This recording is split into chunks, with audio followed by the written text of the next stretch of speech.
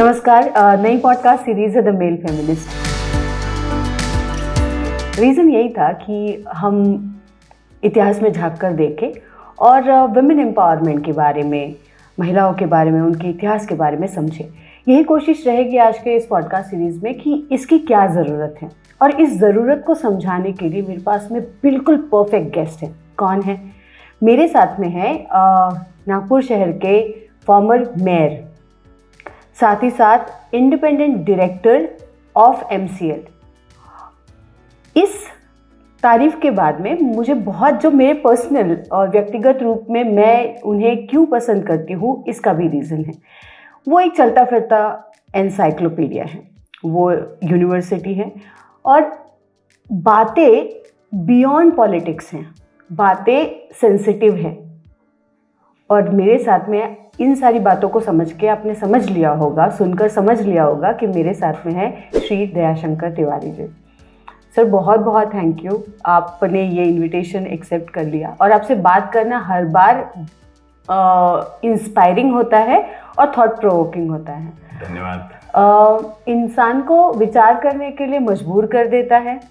और हम कई फंक्शन में बात कर रहे थे अभी रिसेंटली, और आपने जो कहानी हमें बताई, तो मेरा सवाल उस कहानी को आगे बढ़ाते हुए ही है, जो मेरे ऑडियंस को आगे आगे पता चल जाएगी। इतिहास की महिलाओं को, स्त्रियों को पढ़ना क्यों जरूरी है? भारत का इतिहास जो लिखा गया उसके साथ बहुत बड़ा मजाक हुआ। 1817 में ब्रिटिश सरकार ने भारत का सर्वे किया और सर्वे करके ब्रिटेन में उसकी रिपोर्ट भेजी। ये सर्वे पटवारी लेवल तक हुआ और उस सर्वे में रिपोर्ट, जो शासन की अधिकृत रिपोर्ट की, उस रिपोर्ट में उन्होंने भेजा कि हिंदुस्तान की लिटरेसी 97% है 1817 में। 1817 की बात। 1817 में। और हिंदुस्तान की ऐसी कोई पंचायत या ग्राम सभा नहीं है जहां विद्यालय नहीं है। अब ये रिपोर्ट वहां जाने के बाद सारे के सारे परेशान हो गए कि ये लिटरेसी तो ब्रिटेन की भी नहीं थी। लॉर्ड मैकाले को जिम्मेदारी दी गई कि भाई इस परिस्थिति से हिंदुस्तान को परिवर्तन कैसे किया जाए। लॉर्ड मैकाले ने अपने पिताजी को चिट्ठी लिखी। उस चिट्ठी में लॉर्ड मैकाले ने लिखा कि हिंदुस्तान में शिक्षण का इतना ज़्यादा विस्तार है कि हर पंचायत स्तर पर यहाँ पर विद्यालय दिखाई देते हैं। 7 लाख से ज़्यादा विद्यालय, ऐसा उसने उस समय लिखा। और उसने विशेष रूप से यह लिखा कि यह जो विद्यालय है, यहाँ केवल सिलेबस को नहीं पढ़ाया जाता, यहाँ की संस्कृति, यहाँ के संस्कार, जीवन जीने की कला, इसके साथ में विज्ञान से लेकर के ज्योतिर्विज्ञान तक, अंतरिक्ष विज्ञान तक सब पढ़ाया जाता है करके। और यह जो भारत है, इसमें विविधता बहुत ज्यादा है, लेकिन संस्कृति के रूप में यह एक साथ जुड़ा हुआ है। तो जब तक भारत के इस सांस्कृतिक एकता के सूत्र को हम नहीं तोड़ेंगे, तब तक भारत पर हमारा राज करना मुश्किल है। इसलिए मैं एक ऐसी शिक्षण प्रणाली देना चाहूंगा जो शिक्षण प्रणाली संस्कृति की जगह पैसा दे। लोगों के सामने जब संस्कार और पैसा, ये 2 बातें होगी, तो मनुष्य का मूल स्वभाव पैसे की तरफ आकर्षित होता है। वो पैसे की तरफ आकर्षित होगा और संस्कार वाली शिक्षा पीछे पड़ जाएगी और पैसे वाली शिक्षा आगे आ जाएगी। उसने पहली कॉन्वेंट कैलकाटा में शुरू करी और नियम बनवा दिया ईस्ट इंडिया कंपनी से कि हम सरकारी नौकरी उसे ही मिलेगी जो कॉन्वेंट से पढ़ करके बाहर निकलेगा। अच्छा। साक्षरता के लिए नियम बना दिया, जिसे आंग्ल भाषा का ज्ञान होगा वही साक्षर कहलाएगा।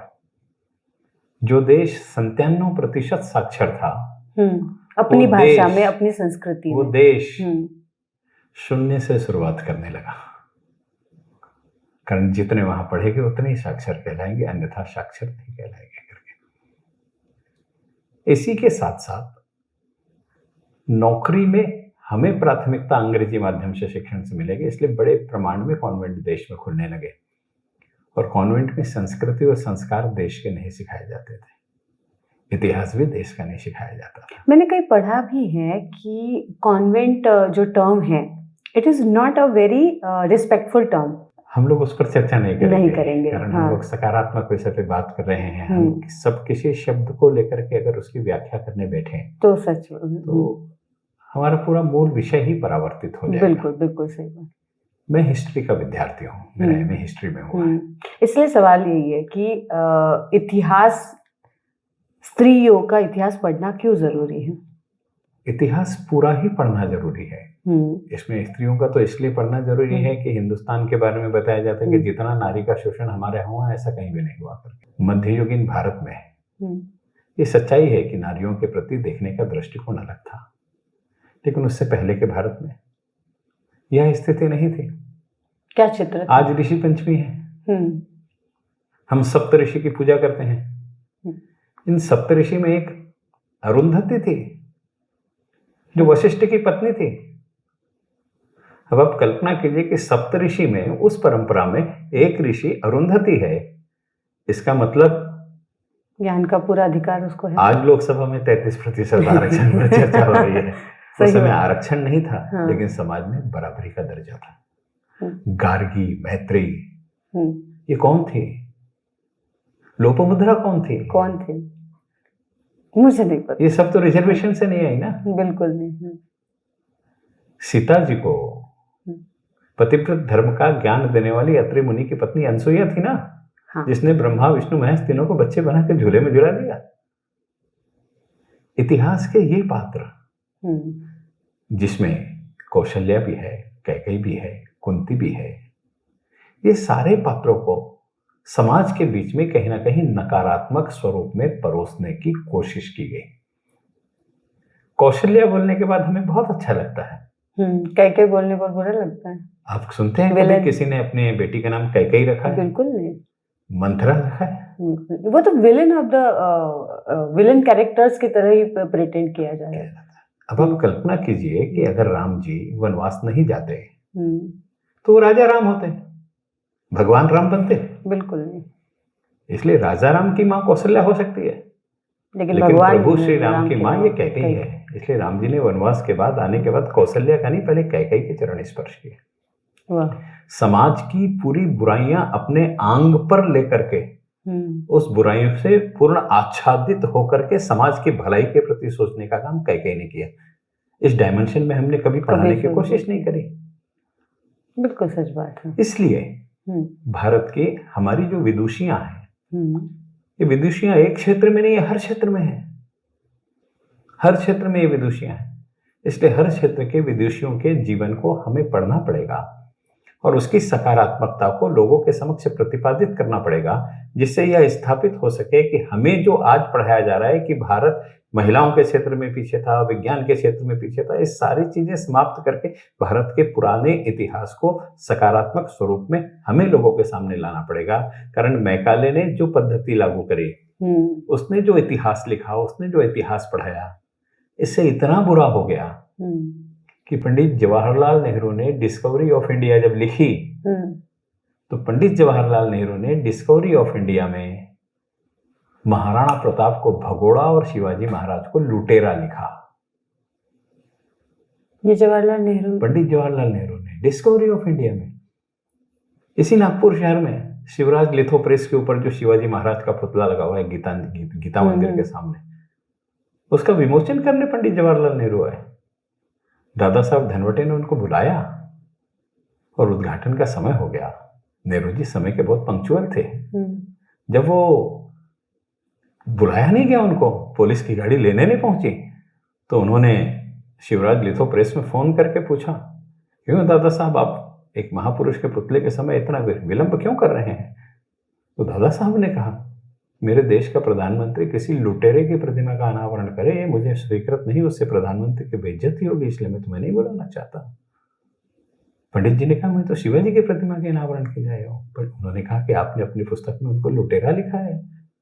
पुस्तक लेकर के गए, जवाहरलाल नेहरू जी ने उसको पढ़ा, अपनी गलती स्वीकृत करी, इसी नागपुर के मंच से सार्वजनिक माफी मांगी, और उसके बाद डिस्कवरी ऑफ इंडिया में शिवाजी महाराज को लुटेरा और महाराणा प्रताप को भगोड़ा लिखना बंद हुआ। तो अगर जवाहरलाल नेहरू जैसा व्यक्ति अंग्रेजों के द्वारा लिखे हुए इतिहास को लिख करके शिवाजी को लुटेरा और महाराणा प्रताप को भगोड़ा कह सकता है, तो हमारा तो बहुत सामान्य, बहुत सामान्य है। इसलिए इस देश का जो असली इतिहास है वो पढ़ना बहुत, उसको पढ़ने की आवश्यकता है। आप अरुंधति के बारे में बता रहे थे, तो अरुंधति वशिष्ठ की पत्नी थी और मेरा सौभाग्य है कि वशिष्ठ मेरा गोत्र है वशिष्ठ। क्या बात है। और वशिष्ठ जो थे ये प्रभु श्री रामचंद्र जी के गुरु थे। और आप कल्पना कीजिए कि वशिष्ठ के भाई अगस्त थे।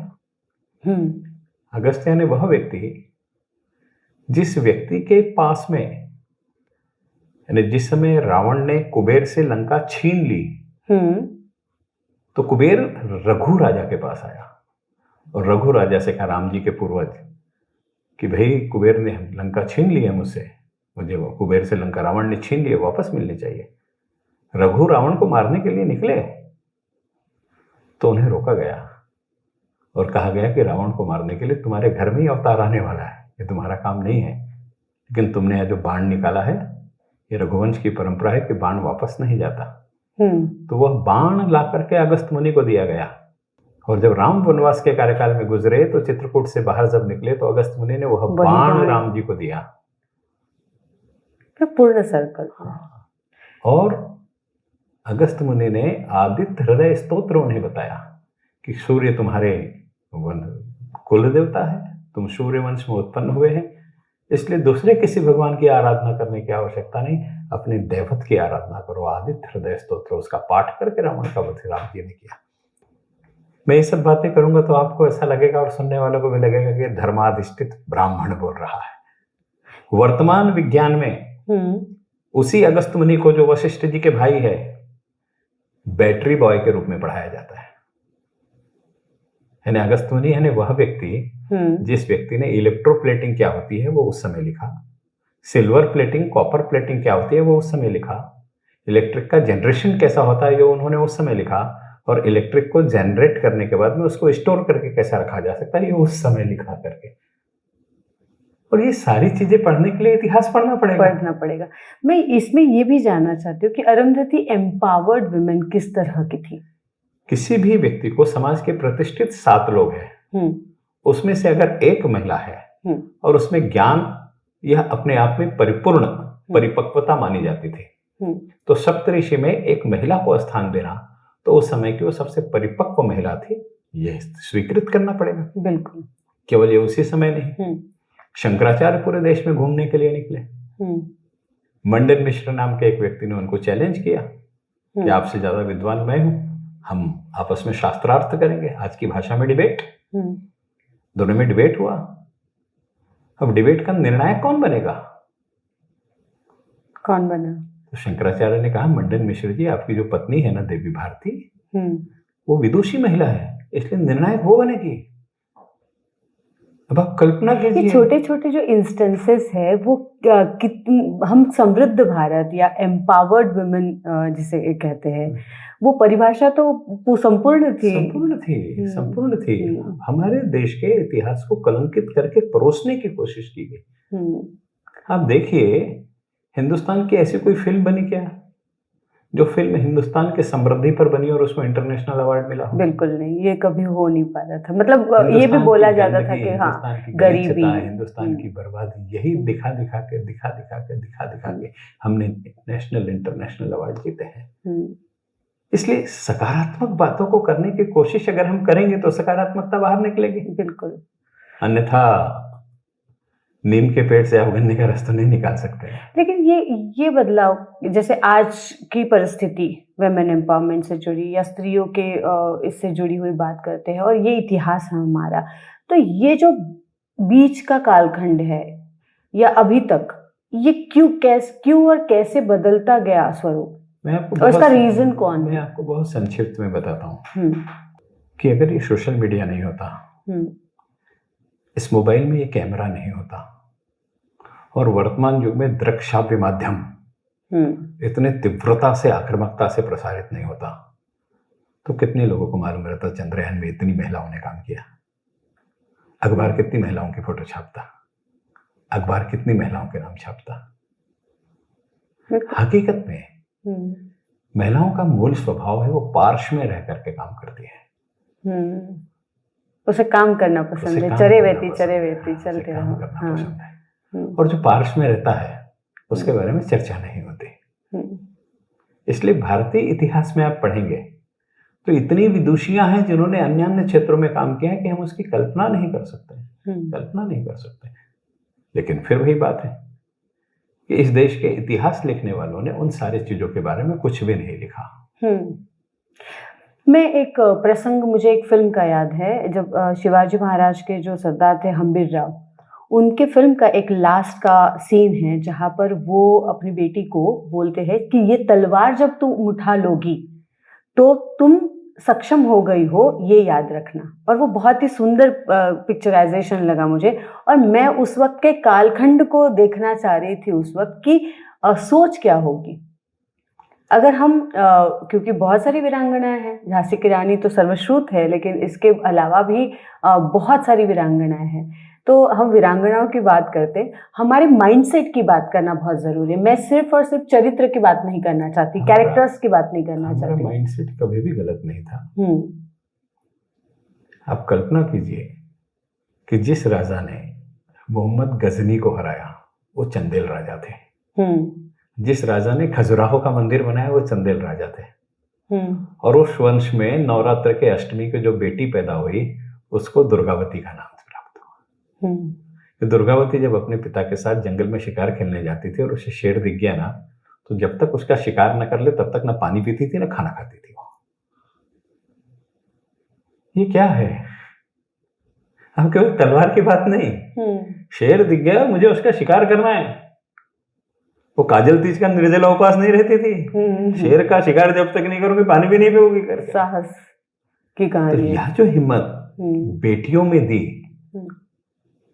ये नेचुरल तो पैदा नहीं हुई ना, उस परिवार के संस्कार से मिली होगी ना। बिल्कुल। और बेटी को शिकार खेलने के लिए ले जाना, इसका मतलब उस समय का वातावरण कितना समृद्ध और स्वतंत्र रहा होगा कि एक छोटी बिटिया को भी आप शिकार के लिए लेकर के जा रहे हैं। बिल्कुल, ये तो सीधा उदाहरण है कि स्त्री पुरुष समानता है उस और बेटी की तरफ देखने का। भी आगे बढ़ करके राजा चंदेल चाहते हैं कि मेरी बेटी की शादी राजपुताने में होनी चाहिए, और वो रानी कहती है कि दलपत शाह जो गोंड राजा है वो ज्यादा ताकतवर है, मैं उससे शादी करूंगी। अच्छा।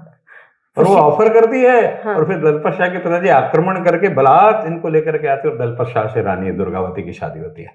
हम आज की लव मैरिज की बात करते हैं। बिल्कुल सही बात है, मतलब यहाँ पर she can choose her partner. हाँ, ये इतिहास है हमारा, लेकिन हम पढ़ते नहीं। पर स्वयंवर की रचना भी उसी तरह की है कि she can choose her partner, right? पुरातन काल में वह रचनाएं थी, लेकिन उन रचनाओं में हम अगर ये कहें कि पत्तों में हम ब्लाइंड खेलते हैं, वैसा विषय है वो। बिल्कुल सही। लेकिन यहाँ तो मैं मेरे वर का चयन करूंगी और मैं वीरांगना हूं इसलिए वीर पुरुष से ब्याह करूंगी करके। और वहां पे कास्टिज्म की भी बात आएगी। कास्टिज्म की बात है। राजपुताने ने गोंड समाज में शादी किया, इसका मतलब कि उस समय योग्य व्यक्ति से ही ब्याह करना यह परंपरा थी। जाति वगैरह ये कर्मानुसार थी। अगर वो युद्ध भूमि में काम कर रहा है तो गोंड नहीं, वो क्षत्रिय है। बिल्कुल। मैं सामान्य तौर पे कहता हूँ, मैं मजाक भी करता हूँ कि ब्राह्मण कहना छोड़ दो, बुद्धिजीवी कहो, क्षत्रिय कहना हमारे छोड़ दो। सर मतलब हमारे मेरे सर थे, क्लास टीचर थे ढगे सर, वो बड़ा खूबसूरती से बताते थे, ब्रह्म जाने सो ब्राह्मण। सीधी सी बात है। ये कोई जाति नहीं है, ये है कि जो ब्रह्म जानता है वो ब्राह्मण। विश्वामित्र तो क्षत्रिय थे, ब्रह्म ऋषि बने ना। बिल्कुल। और परशुराम ब्राह्मण थे, वो योद्धा बने ना। बिल्कुल। इसलिए तो इतिहास के चरित्रों को देखते हैं आप, कैरेक्टर्स को देखते हैं, तो कौन सा विमेन कैरेक्टर आपको बहुत प्रभावित करता है? हर क्षेत्र में अलग अलग कैरेक्टर है। हर क्षेत्र में अलग अलग लेकिन कैरेक्टर है। हर इरा में अलग अलग कैरेक्टर है, और हर इरा में अलग अलग कैरेक्टर ने अपनी अलग अलग भूमिका को निभाया है। लेकिन भारतीय स्वतंत्रता के आंदोलन की अगर हम बात करें तो अकबर को जिसने 2 बार हराया वो रानी दुर्गावती है। हम अकबर द ग्रेट कहते हैं। शेर शाह सूरी को जिसने हराया वो रानी दुर्गावती है। यानी अटल जी जिस समय प्रधानमंत्री थे तो चर्चा होती थी कि शेर शाह सूरी के बाद हिंदुस्तान में सबसे ज्यादा सड़कें किसी ने बनाया तो अटल बिहारी वाजपेयी ने बनाया। शेरशाह सूरी के बाद अटल बिहारी वाजपेयी ने बताया। तो सारे रिकॉर्ड टूट गए, मोदी जी कर रहे हैं। हाँ। लेकिन उस समय अटल जी के बारे में कहा था शेरशाह, उस शेरशाह सूरी को जो मालवा का राजा था रानी दुर्गावती ने हराया। रानी दुर्गावती की प्रसिद्धि सुनकर के आसफ खां को रानी दुर्गावती के पास भेजा उसने लड़ने के लिए। पहले धमकी दी कि अपना सेनापति और अपना हाथी मुझे दे दो। रानी ने उसको स्वीकृत नहीं किया कि मैं मेरा सेनापति भी नहीं दूंगी, अपना हाथी भी नहीं दूंगी। अकबर की निगाह रानी पर ज्यादा थी, राज पर कम थी।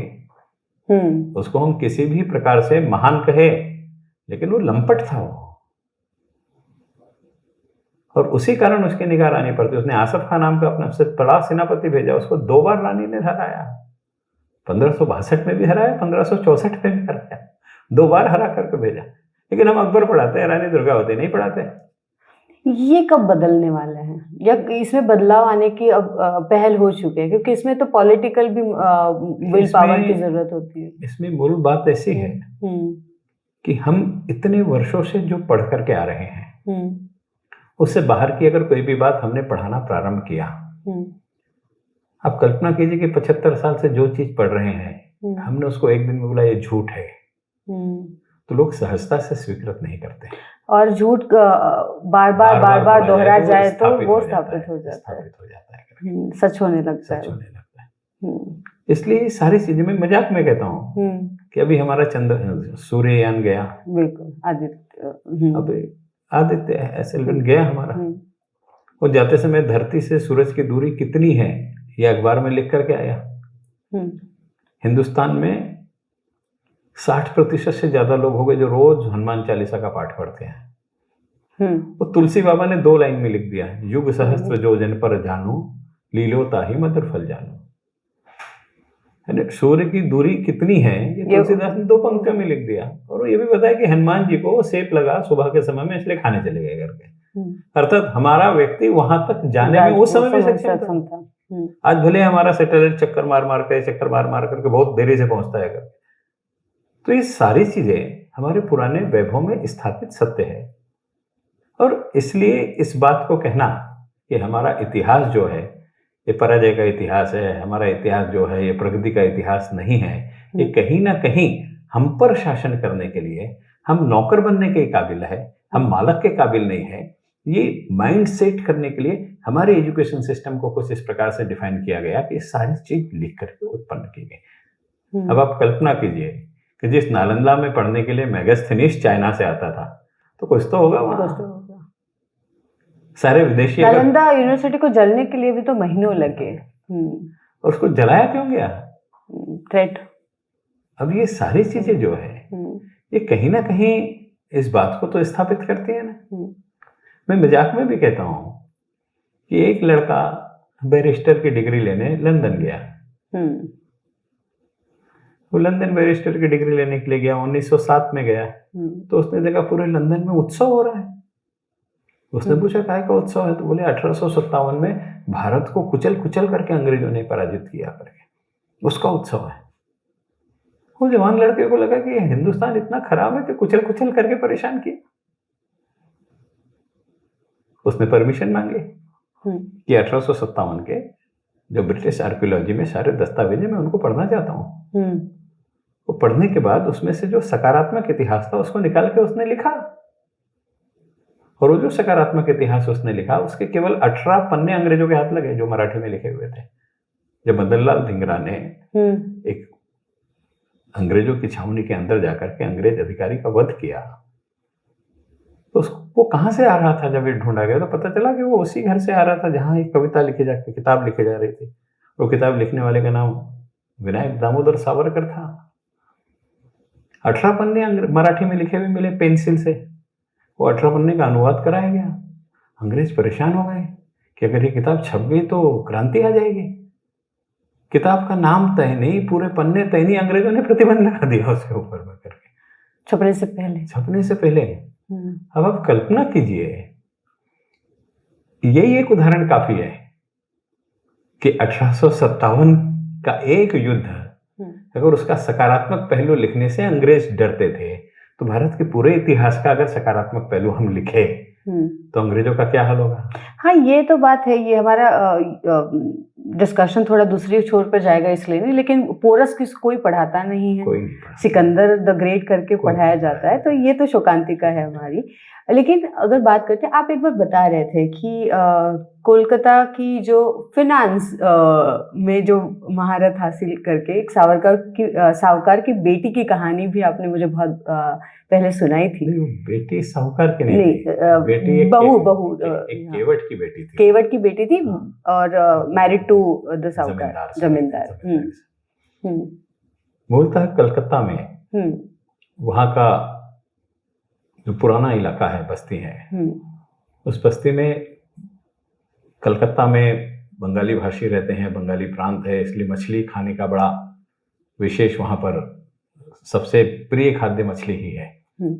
इसलिए जलवंशी जिसे हम कहते हैं, जिसमें हमारे यहाँ भोई आ गए, निषाद आ गए, मल्लाह आ गए, ये सारे लोग आ गए, ये सब लोग गंगा के कछार पर, गंगा को भी वहाँ हुगली बोला जाता है, इसलिए हुगली के कछार पे वो सब रहते थे। अच्छा। तो उसी एक गरीब परिवार में एक लड़की ने जन्म लिया जिसका नाम रासमणि था। रासमणि। अब ये रासमणि नाम तो उसका रासमणि था, लेकिन आप देखेंगे इसको बंगाली प्रोनाउंसिएशन करे तो रसगुल्ला को हम रोशोगुल्ला बोलते हैं। हाँ। इसलिए रासमणि को आप गूगल में सर्च करेंगे तो रोशमणि करके मिलेगा। अच्छा। कारण बंगाली प्रोनाउंसिएशन में वो रोशमणि हो गया। हाँ। ये लड़की ने जब केवट के घर में जन्म लिया तो उस घर में बड़ी खूबसूरत ये लड़की थी। जब यह 11 साल की हो गई तो वहाँ के एक जमींदार को ये लड़की ऐसी खूबसूरत दिखी तो उसने उसे ब्याह कर लिया। तो आप कल्पना कीजिए, केवल रानी दुर्गावती ने गोंड राजा से शादी नहीं की थी, इस जमींदार ने केवट की बेटी से शादी करी। शादी हो गई, इनके घर आ गई, केवल 11 साल की थी, ये 30 साल के थे और इनकी तीसरी पत्नी थी वो। अच्छा। अब आज के ज़माने की कोई महिला होती तो वहीं से नर्वस होना शुरू हो जाती कि मैं तीसरे नंबर की हूँ, मेरे प्रति क्या रुख होगा, क्या नहीं होगा करके। उस समय में समाज का वातावरण सकारात्मक था, इसलिए उसकी सोच भी सकारात्मक थी। वो खूबसूरती के साथ साथ बुद्धिमान भी थी, इसलिए उस जमींदार ने अपनी उस पत्नी से अपने व्यवसाय में सहभागिता करवानी प्रारंभ करी। तो कुशाग्र बुद्धि की महिला ने अपने पति से कहा कि मैं आपके व्यवसाय से अलग हट करके काम करना चाहती हूँ, और उसने साहूकारी शुरू करी, ब्याज पर लोगों को पैसे देना। अच्छा।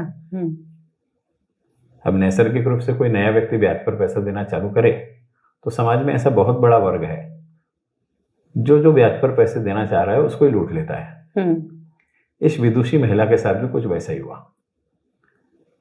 इसने ब्याज पर पैसा दिया, लोगों ने अपनी जमीन गिरवी रखी और ब्याज पर पैसा ले लिया और 2 साल तक वापस करने नहीं आए। जब वापस करने नहीं आए तो इस महिला को लगा कि मैं जाके तो देखूं जमीन है कि नहीं है। जब इसने जाकर के देखा तो जमीन जो थी वो सुंदरवन में संतोषपुर नाम का गांव है, वो संतोषपुर की जमीन थी और सब दलदली जमीन थी, जहां पर आने जाने वाले राहगुरु और लूटने वाले डकैतों के अलावा कोई नहीं रहता था। ये वहां गई तो ये जमींदार की पत्नी थी, इसलिए इसके साथ पूरी सुरक्षा व्यवस्था थी, इसलिए इसका कुछ बाल बाका नहीं हुआ।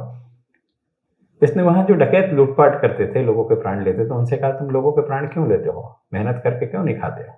उन्होंने कहा दलदल में हम क्या उत्पन्न करेंगे और क्या खाएंगे करके, हम अपना जीवन यापन करने के लिए लोगों से लूट खसोट करते हैं और कोई भी आदमी सहजता से पैसे नहीं देता, इसलिए हमको उसको प्राण ले लेना पड़ता है। ये बात सुन करके रानी रोशमणि को बड़ा बुरा लगा। उसने कहा तुम मेहनत करके अगर कमाओगे तो तुम्हारी लूटपाट की प्रवृत्ति बंद हो जाएगी। उन्होंने कहा हम कैसे कमाएंगे। उसने कहा कि ये पूरी जमीन की मालकिन मैं हूँ, इस दलदल में तुम तालाब बनाओ और तालाब में मछली पैदा करो, मछली के बीज मैं देती हूँ और मछली से जो कमाई होगी उससे अपना परिवार चलाना। वो तैयार हो गए। डकैतों को उनके डकैती के मार्ग से परावर्त करके समाज की मुख्य धारा में जोड़ करके मछली व्यवसाय का व्यवसायी बना देना। और एक अनपढ़ महिला, ये उसके जीवन की पहली शुरुआत थी। अच्छा। वो वापस आई कलकत्ता में 1830 के आसपास की बात है। अंग्रेजों ने एक नियम बना दिया, कारण गंगा नदी से ईस्ट इंडिया कंपनी की स्थापना कलकत्ता में हुई। कलकत्ता में होने के कारण पूरा व्यापार वहां से होता था, सारे शिप सारे जहाज वहीं आते थे। और मछली के जो जाल थे उनके आने जाने में बाधा बनते थे। अब मछली पकड़ने पर प्रतिबंध नहीं लगा सकते थे, इसलिए इतना लंबा टैक्स लगा दिया कि गरीब आदमी दे ही ना सके। तो अपने आप मछली पकड़ना बंद हो जाएगा और जहाज की आवाजाही शुरू हो जाएगी। ये गरीब मछुआरे बड़े भूख से पीड़ित हो गए। सबके घर गए, सबसे कहा कि हमारी मदद करो। कोई अंग्रेजों के विरोध में मदद करने के लिए तैयार नहीं। आखिर में इन्हें ऐसा लगा कि जो जमींदार की पत्नी है, इसके पास हम चलते हैं, मूल तो यह हमारे ही वंश की है, केवट वंश की। उसके पास गए। रानी रोशमणी ने इनकी बात सुनी और बात सुनने के बाद ईस्ट इंडिया कंपनी के पास गई और उसने ईस्ट इंडिया कंपनी से कहा कि आपकी जो गंगा नदी है ना, ये 10 किलोमीटर लंबी मुझे लीज पर चाहिए। अंग्रेजों के लिए नया विषय था कि नदी लीज पर चाहिए। उन्हें लगा कि कोई सरफिरा हमारे सामने आया है, इसलिए उन्होंने कह दिया कि भाई इसके लिए तुमको 10,000 रुपए देना पड़ेगा। तो आप कल्पना कीजिए उस जमाने के 10,000 रुपए। मुझे अच्छे से याद है कि मैं जब 9th क्लास में पढ़ता था तो मैंने 7 रुपए किलो देसी घी खरीदा है। आज देसी घी की कीमत क्या है? तो 1827 के आसपास के 10,000 की आप कल्पना कीजिए। उस विदेशी ने तुरंत कहा ठीक है मैं दे दूंगी।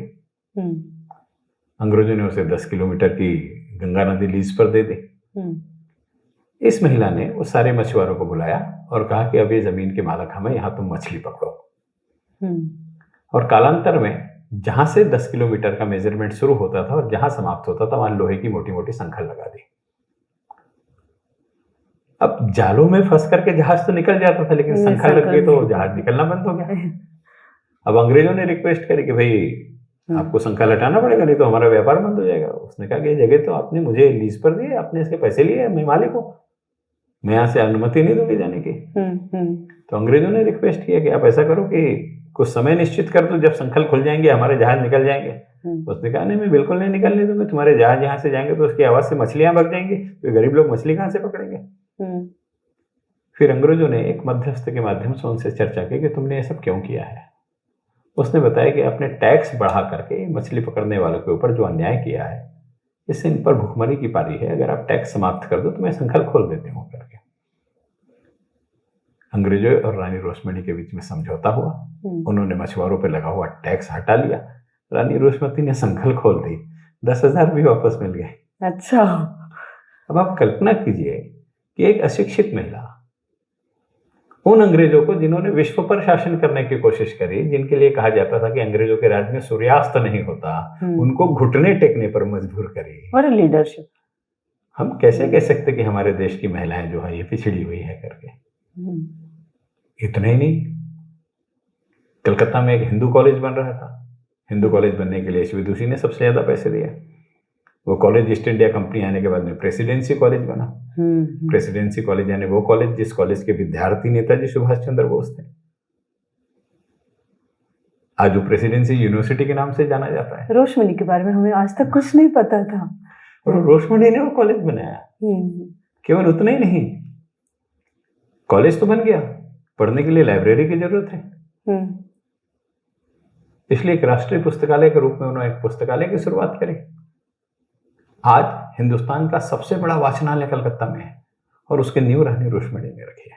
और शिक्षा में काम किया, व्यवसाय में काम किया, समाज सुधार में काम किया। उनके पति का देहांत हो गया, उस समय सती प्रथा की आदत थी। इस महिला ने सती होने से मना किया। उसने कहा कि मैं अपने कुलदीपक बन के अपना परिवार का नाम चलाऊंगी। रिबेल राजा राम मोहन राय के साथ में मिलकर के सती प्रथा के विरोध में आंदोलन में सहभागी हुई। तो राजा राम मोहन रॉय का चरित्र तो हमने कुछ हद तक पढ़ा है, ठीक है, लेकिन रोशमणी का चरित्र हम आज तक नहीं पढ़ते पाए। मैंने बताया ना, हमारे देश की महिलाओं ने पार्श्व में रह करके काम किया। उन्होंने कभी खुद को सामने आकर के प्रस्तुत करने की कोशिश नहीं की और इतिहास के जानने वालों ने उन पात्रों को हमारे समक्ष नायिका के रूप में प्रस्तुत करने की कभी कोशिश नहीं करी। ये सबसे बड़ी विडंबना है। अच्छा, केवल इतना ही नहीं, ये रानी रोशमणी ने विधवा पुनर्विवाह के लिए ईश्वरचंद्र विद्यासागर के साथ मिलकर के उन्होंने आंदोलन किया। इतना ही नहीं, वहां नवेगांव नाम की एक जगह है जहां पर महाप्रभु का जन्म हुआ ऐसा कहा जाता है, जहां इस्कॉन का मुख्यालय बना हुआ है। वहां स्वर्णरेखा नदी है और हरे राम हरे कृष्ण करके जगन्नाथ यात्रा जिन्होंने शुरू की थी, इसलिए उनके गांव से वहां तक सड़क बनाई कि लोग जगन्नाथपुरी का दर्शन करने के लिए सहजता से जा सके करके। केवल इतने ही नहीं, रामेश्वरम में दर्शन करने के लिए आई तो उन्हें लगा कि श्रीलंका के मंदिरों के भी दर्शन होना चाहिए, तो 2 बोट वहां पर रख दिए और यात्री निःशुल्क यहाँ से श्रीलंका जाके दर्शन करके आ सके, उसके निधि की व्यवस्था भी रानी करती थी। तो आप कल्पना कीजिए, स्ट्रॉन्ग कैरेक्टर। श्रीनगर, कहाँ कलकत्ता और कहाँ श्रीनगर। श्रीनगर में शंकराचार्य का मंदिर जीर्ण अवस्था में था तो उसका जीर्णोद्धार रानी रोषमणी ट्रांसपोर्टिंग में कितना बड़ा योगदान है। कल्पना कीजिए, कलकत्ता में हुगली नदी के दूसरा भाग जिसे हम हावड़ा के रूप में जानते हैं, इसका विकास होना चाहिए, इसलिए इस पर पुल बनना चाहिए, ऐसी संकल्पना थी। तो कुछ दस्तावेजों में यहाँ तक लिखा है कि उसके लिए लगने वाली प्राथमिक राशि भी रानी रोषमणी ने। तो ये कह सकते हैं कि हावड़ा ब्रिज के पीछे भी रोषमणी का। ये तो बहुत छोटी बात हो गई। एक दिन रानी रोषमणी को भुवन मोहिनी देवी ने दर्शन दिया। उनको लगा यह काली का रूप है, इसलिए उन्होंने गंगा नदी के किनारे 20 एकड़ जमीन खरीदी। अच्छा। और 20 एकड़ जमीन खरीद के एक काली का मंदिर बनाया, वहां काली की मूर्ति स्थापित करी। अब मेजर स्टोरी आ रही है। अब काली का मंदिर स्थापित किया, वहां तक तो सब ठीक था। लेकिन मैंने बताया कि मध्ययुगीन भारत में जाति प्रथा कुछ प्रमाण में हावी हो गई थी। तो वहां के लोगों ने वो एक मछुआरन ने मंदिर बनाया है, इसलिए मंदिर में दर्शन करने जाना पसंद नहीं किया। अच्छा। तो गड़चन हो गई, मंदिर बना है, दर्शन करने लोगों ने आना चाहिए, इसलिए रानी रोषमणी ने एक चट्टोपाध्याय नाम के पंडित जी थे, उनको बुलाया और अपनी सारी की सारी यह मंदिर की प्रॉपर्टी उनके नाम लिख दी। लेकिन एक शर्त रखी कि इस मंदिर के मेंटेनेंस पे लगने वाला पूरा पैसा मैं दूंगी। चट्टोपाध्याय जी ने मंदिर में देखरेख शुरू करी। अब ब्राह्मण मंदिर की देखरेख कर रहे, इसलिए लोगों का आना जाना शुरू हो गया बहुत बड़े प्रमाण में। वहां का व्यवस्थापन संभालने के लिए ये चट्टोपाध्याय जी ने अपने छोटे भाई को बुलाया। उनके छोटे भाई का नाम गदाधर था। और ये जो गदाधर थे, इन्हें वहां पर काली ने साक्षात दर्शन दिया। और यही गदाधर हम भारत के इतिहास में रामकृष्ण परमहंस के रूप में पढ़ते हैं। अब आप कल्पना कीजिए कि स्वामी विवेकानंद को जिसने पैदा किया वो रामकृष्ण परमहंस थे। और रामकृष्ण परमहंस को जिन्होंने अवसर दिया वो रानी रोषमणी थी। लेकिन भारत के इतिहास में हम जानते भी नहीं रानी रोषमणी, हम वंचित हैं ये इतना समृद्ध, इतना रिच हिस्ट्री से। अब आप कल्पना कीजिए, क्रीड़ा हो गया, शिक्षा हो गया। अब क्रीड़ा के क्षेत्र में ईस्ट इंडिया कंपनी वहां है, इसलिए सब क्रिकेट खेलते थे, इसलिए क्रिकेट का मैदान होना चाहिए। इसलिए क्रिकेट का मैदान बनाने के लिए अपने जागीर में से एक जमीन रानी रोषमणी ने दी। और जो जमीन दी ना जिस पर क्रिकेट का मैदान बना वो ईडन गार्डन है, रोषमणी के नाम से नहीं है वो। तो अब कल्पना कीजिए कि एक विदुषी महिला अपने जीवन में क्या क्या नहीं कर सकती, और साथ में देखिए निरक्षर। अब अगर ये इतिहास हम अपनी लड़कियों को, अपनी बच्चियों को पढ़ाएंगे तो सोचो क्या लीडरशिप डेवलप होगी। पर हम कहीं ना कहीं हिस्ट्री में इन चरित्रों को पीछे रखते हुए आए हैं। कहीं ना कहीं हम आज भी उस गुलामी की मानसिकता से जुड़े हुए हैं। इसका सीधा सवाल है, आपकी बातों से, आपके जब भी आपसे बात होती है या किसी भी मंच से आप बात करते हैं, किसी भी प्लेटफॉर्म से आप बात करते हैं, तो लोगों को आप दे कर जाते हैं और वो ज्ञान उनके लिए बहुत बड़ी पूंजी साबित होती है। आपको क्या लगता है इसे बड़े पैमाने पर ये आना चाहिए, लोगों तक जाना पहुंचना चाहिए, इसके लिए क्या होना चाहिए? मेरी कोशिश होती है कि आप देखेंगे, मैं बोलना नहीं चाहिए लेकिन मजबूरी है, बोलना चाह रहा हूँ। मंच पर आने वाले वक्ता आपके समक्ष डर परोस के जाते हैं, भय परोस करके जाते हैं, आपको डरा करके जाते हैं और ये स्थापित करने की कोशिश करते हैं कि अगर तुमको इन सारी चीजों से बचना है तो इसके लिए मैं हूं ना, उनकी दुकान, इसकी कोई आवश्यकता नहीं है। राइट। आप मनुष्य के अंतर्मन में आत्मविश्वास पैदा करो कि एक निरक्षर महिला अगर ये कर सकती है तो मैं तो ग्रेजुएट हूं ना, मैं तो पोस्ट ग्रेजुएट हूं ना, उसके पास तो कोई संसाधन नहीं थे, मेरे पास इतने संसाधन है ना। ये वातावरण तो बनाइए। आप देखिए कैसे हमारे यहाँ की महिलाएं आगे निकलते, आज भी कहीं पीछे नहीं है हमारे यहाँ की महिलाएं। हम रिजल्ट देखते हैं तो रिजल्ट में महिलाएं आगे, डॉक्टर्स देखते हैं डॉक्टर्स में महिलाएं आगे, इंजीनियर्स देखते हैं आज इंजीनियर्स में महिलाएं आगे। चंद्रयान-3 हमने देखा तो महिलाओं के बीच में श्री कृष्ण जैसे पुरुष दिख रहे थे वहां। सही बात। तो हमारी महिलाएं पीछे नहीं है, लेकिन इतिहास को कहीं ना कहीं धर्म के साथ प्रतिपादित करते हुए किसी विशिष्ट धर्म को गाली देने के लिए हमने पूरे इतिहास के महान चरित्रों को भूला देना, ये कहीं ना कहीं गलत बात है। पर अब थोड़ा सा हम ये भी थोड़ा सा एज अ क्रिटिक भी सोचते हैं कि क्यों ये इतने सारे कुरीतियां या कुपरंपराएं क्यों चलती गई, क्या रीजंस है? 200 साल के इतिहास के पहले भी कुछ ऐसा इतिहास हमारा है, ठीक है, तो इसके पीछे रीजनिंग क्या है, आपको क्या लगता है? इसके पीछे मुख्य कारण यही है, मैंने कहा कि मध्ययुगीन भारत में कुछ गलतियां समाज के बीच में आ गई थी, जिन गलतियों के कारण पूरे इतिहास को कलंकित किया गया। लेकिन उसके पहले भारत क्या था, उसके पहले जो भारत था वह पढ़ाने की आवश्यकता है या नहीं है? बिल्कुल। मैं इस टेबल पर बैठा हूं आपके सामने,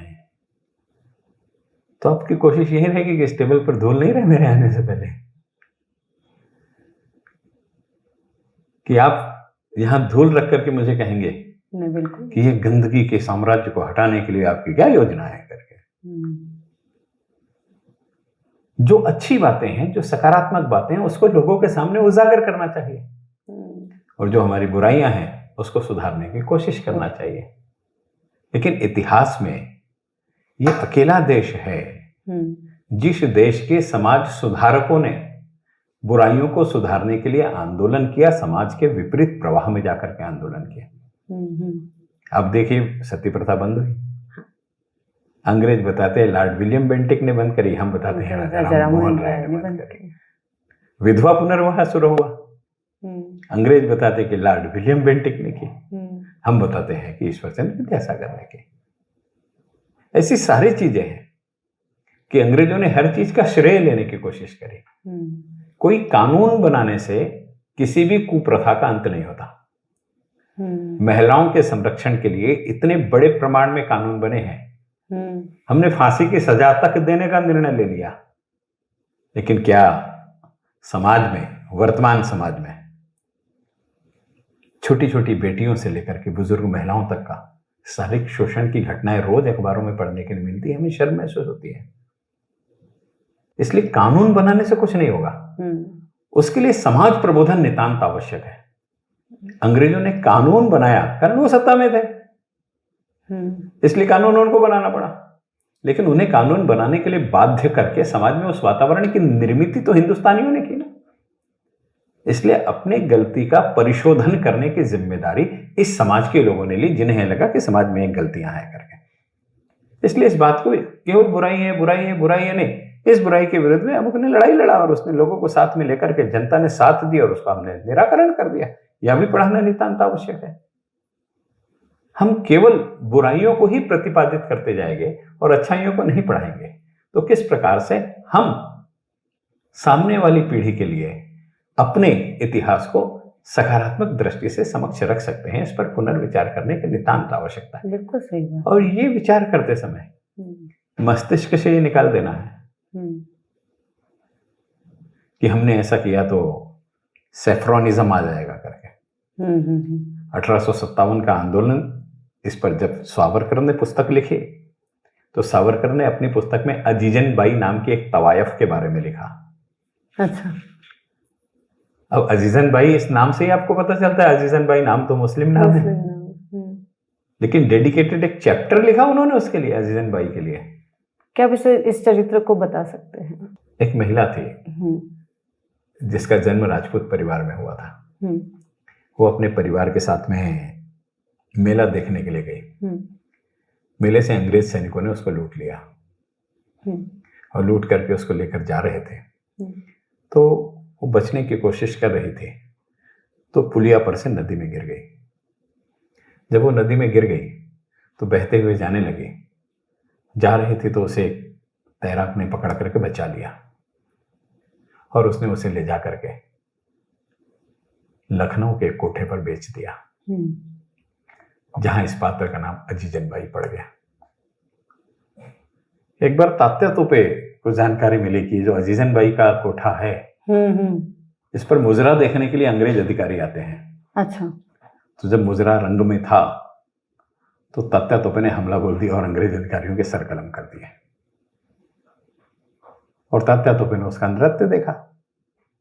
नृत्य देखने के बाद तात्या तोपे ने कहा कि इस बार कानपुर में पेशवा जी के यहाँ आप होली में नृत्य करने के लिए आई है।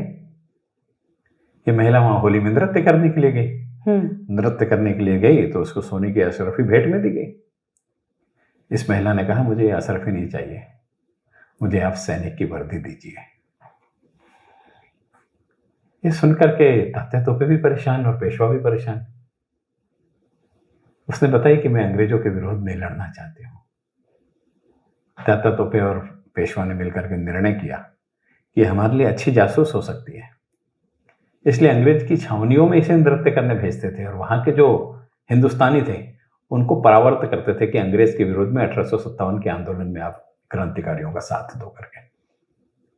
और एक बार तो उन्होंने जितने बड़े अधिकारी थे अंग्रेजों के उनको इसके मुजरे के लिए बुलाया और उस मुजरे में जाकर के हमला करके उनकी गर्दन कलम कर दी करके। इस दृष्टि से रानी अजीजन बाई काम कर रही थी, तवायफ अजीजन बाई काम कर रही थी। अब कानपुर के कालपी पर जब अंग्रेजों ने हमला किया और अंग्रेजों ने हमला करने के बाद ये पराजित हो रहे थे, तो अजीजन बाई 700 तवायफों की सेना लेकर के अंग्रेजों से 2.5 दिन लड़ी है। उसके बाद अंग्रेजों ने इसको गिरफ्तार कर लिया। गिरफ्तार करने के बाद इसकी खूबसूरती को देख करके एक अंग्रेज अधिकारी ने कहा कि तुम मुझसे शादी कर ले, मैं तुझे इस केस में से बाहर निकाल लूंगा। उसने कहा कि मुझे स्वतंत्रता के आंदोलन में मट्टी में मिलना पसंद है, मैं मरने के लिए तैयार हूं, मैं तुझसे शादी नहीं करूंगी, कारण तू मेरे देश के लोगों का खून चूसता है। गुस्से में आकर के अंग्रेज अधिकारी ने उसको गोलियों से भूंस दिया। तो सावरकर ने अपनी पुस्तक में उसको भी स्थान दिया है। इसलिए हिंदुस्तान में हम जब कहते हैं कि हिंदुस्तान की जो कैरेक्टर है गंगो जमन तहजीब है, तो गंगो जमन तहजीब क्या है? यही तहजीब है ना कि सारे हिंदू राजाओं ने मिलकर के निर्णय लिया कि बहादुर शाह जफर को दिल्ली की गद्दी पर बैठा लेंगे। इसलिए इस इतिहास को पढ़ाते समय हम सेफ्रोनिज्म ये शब्द को एक बार भूल जाए, भारत की समृद्ध इतिहास को पढ़ा रहे हैं, इस बात को बताएं। अब भारत की बात करी है, देश की बात करी, तो मैं इंडियन पॉलिटिक्स पर भी जानना चाहती हूँ कि विच कैरेक्टर, कौन सा कैरेक्टर आपको, वुमेन कैरेक्टर जो आपको बहुत प्रभावित करता है इंडियन पॉलिटिक्स का? मुझे तो सबसे ज्यादा सुषमा स्वराज जी ने प्रभावित किया है। उनके साथ काम करने का मौका भी मिला है, उनके साथ मंच पर खड़े होकर के भाषण देने का भी मौका मिला हुआ है करके। सुषमा स्वराज जी का जो स्वयं का चरित्र था, एक दिव्यांग नेत्री थी वो। आप कल्पना कीजिए कि बेल्लारी से चुनाव लड़ने के लिए आई तो उन्हें पता नहीं था बेल्लारी चुनाव लड़ने जाना है, लेकिन चुनाव में वो कन्नड़ में भाषण भी दे सकती थी।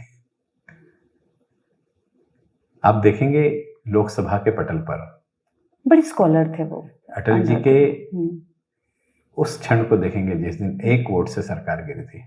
सुषमा जी का उस समय का भाषण सुनिए।